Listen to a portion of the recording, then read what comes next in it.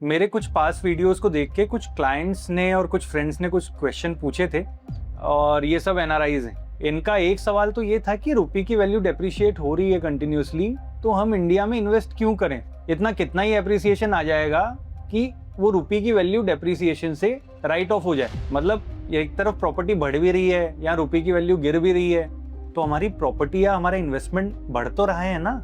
Hi, this is Arun Sharma, CEO of Searchabout. तो मैं ये बताना चाहूंगा कि आप पिछले पूरे एक साल का ट्रैक रिकॉर्ड देख लो। रुपये वैल्यू में डेप्रिसिएशन करीब करीब 14 से 15% का आया है, और हम बात कर रहे हैं इंडिया के टियर 2 के ग्रोथ मार्केट की, जो हर 3 साल में डबल हो रहा है अप्रोक्सीमेटली। या आप पिछले एक साल का, अगर आप 2025 का ही सिनेरियो देखो, तो कुछ पर्टिकुलर लोकेशंस में तो ये साल भर में ही डबल हो गया है, क्योंकि वहाँ डेवलपमेंट चल रहा है कंटिन्यूसली। गवर्नमेंट न्यूज़ आ रही हैं, रोड डेवलपमेंट हो रहा है, न्यू कॉलोनीज डेवलप हो रही हैं, कई चीज़ें चल रही हैं, तो उस वजह से वहाँ पे एक साल में ही डबल हो गया।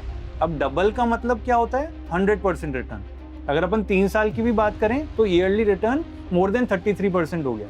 और साल भर में अगर रुपये वैल्यू 14% डेप्रिशिएट हुई है या 15% डेप्रिशिएट हुई है, तो आपका पैसा तब भी अप्रिशिएट ही हो रहा है। अच्छा, दूसरा पॉइंट, किसी ने मुझसे बोला कि, या आप इंस्टाग्राम पे भी देखोगे तो 1-2 अच्छी रील आ गई हैं जिसमें ये बताया गया है कि जिस पर्टिकुलर प्राइस रेंज में गुड़गांव या दिल्ली जैसी सिटीज़ में या मुंबई जैसी सिटीज़ में 2 BHK या 3 BHK मिल पा रहे हैं, वो यूके जैसे लोकेशंस पे, यूनाइटेड किंगडम्स में, वहाँ पे इंडिविजुअल हाउस परचेज कर पा रहे। तो बिल्कुल है जी। आप अगर आउटस्कर्ट में देखोगे तो आप राजस्थान के भी आउटस्कर्ट में या फिर उत्तराखंड के आउटस्कर्ट में, एग्रीकल्चरल एरियाज में आप इंडिविजुअल लैंड या बीघा में भी ज़मीन खरीद लोगे उस प्राइस में, जिसमें आपको मेट्रो सिटीज़ में सिर्फ फ्लैट मिल पाएंगे।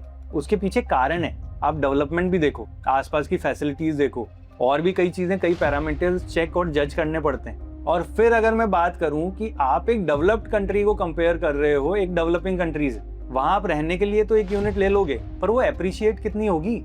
आज अगर अपन आज का सिनेरियो, इस वक्त का सिनेरियो चाइना का या यूएस का ही कंपेयर कर लें, तो यूएस में इस वक्त डिमांड एंड सप्लाई के ग्राफ में बहुत बड़ा गैप है। तो प्रॉपर्टी एप्रिशिएट होने की बजाय तो डेप्रिशिएट होगी। या आप चाइना का सिनेरियो देख लो, चाइना का रियल एस्टेट मार्केट उनके 2006-2007 के टाइम पे चला गया वापस। वहां इतनी ज्यादा इन्वेंट्री वेकेंट है कि वो सेल नहीं हो पा रही। अच्छा, उसके और कई सारे इकोनॉमिकल रीजंस हैं जो मैं आपको एक किसी और वीडियो में बता दूंगा, लेकिन आप इंटरनेशनल मार्केट को देखो और फिर इंडिया के मार्केट को कंपेयर करो। या यूएई के बारे में अपन बात कर ही रहे थे, पहले भी किया था। अब एक इंटरनेशनल मार्केट का सिनेरियो जो ये इन 3 लोकेशंस का है, यूएस का, चाइना का और यूएई का, ये मैं आपको एक सेपरेट वीडियो में इसकी डिटेल्स दे दूंगा।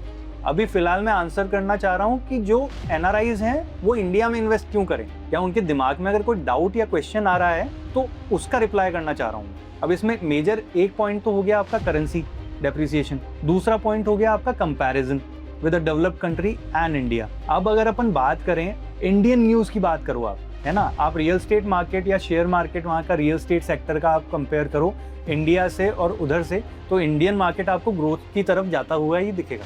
यहाँ पे कुछ शेयर्स हैं जो रिटर्न्स आपको देखेंगे, आपको सिर्फ शेयर में रिटर्न डबल का मिल जाएगा साल भर में। इस वक्त जैसा मार्केट चल रहा है ना, और जिस जगह पे अभी हम हैं, एफडीआई इन्वेस्टमेंट भी वापस आने लग गया है, तो आपको शेयर मार्केट ही डबल का रिटर्न दे जाएगा। बट आपको फंडामेंटल्स देख के इन्वेस्ट करना पड़ेगा। इस तरह का मार्केट या अभी का मार्केट जैसा है, ये आप अगर पास्ट किसी भी कैलेमिटी या डिजास्टर वाले टाइम से कंपेयर करोगे, तो फंडामेंटली स्ट्रॉन्ग कंपनीज में, फंडामेंटली स्ट्रॉन्ग प्रोडक्ट्स में, फंडामेंटली स्ट्रॉन्ग लोकेशंस पे इन्वेस्ट करोगे ना, तो आपको रिटर्न अच्छा मिलेगा। आप ऐसे कहीं भी पैसा डाल दोगे तो नहीं बनेगा। अब आदमी यही सोचता है, अच्छा मार्केट क्या होता है लोगों के हिसाब से? अच्छा मार्केट वो होता है कि कहीं भी पैसा डाला और आपको रिटर्न मिला, आपने एग्जिट ले ली, क्योंकि तब हर कोई पैसा डाल रहा होता है। डिफिकल्ट मार्केट किसको कहते हैं लोग? जिस टाइम पे इन्वेस्टर्स अपना हाथ रोक के बैठे हैं, क्योंकि डाउट है, क्वेश्चन है। पर जो इंटेलिजेंट इन्वेस्टर है ना, जिसको नॉलेज है और जिसके फंडामेंटल क्लियर है, वो इसमें भी प्रॉफिट बना जाएगा। कैसे? अब आप एफडीआई को ही देख लो, एफडीआई इन्वेस्टमेंट वापस आ तो गया, पर वो किन कंपनीज में इन्वेस्ट कर रहे हैं? ब्लू चिप कंपनीज हैं, या जो आपकी बिगर कंपनीज हैं जिनके फंडामेंटल स्ट्रॉन्ग है, वो उसमें पैसा डाल रहे हैं। स्मॉल चिप शेयर्स हो गए मिड कैप शेयर्स हो गए, उसमें अभी इतना इन्वेस्टमेंट नहीं आ रहा। उसका कारण है क्योंकि वो अभी डाउट मोड में है, उनका ग्रोथ ग्राफ चल रहा है। अब वहाँ पे उनको कुछ अपॉर्चुनिटीज मिलेंगी या नहीं मिलेंगी, उस पर डाउट है। पर मार्केट चल रहा है, लोग इन्वेस्ट भी कर रहे हैं, पैसा भी बना रहे हैं, आप भी बना सकते हो। For more such videos please follow search above. Thank you.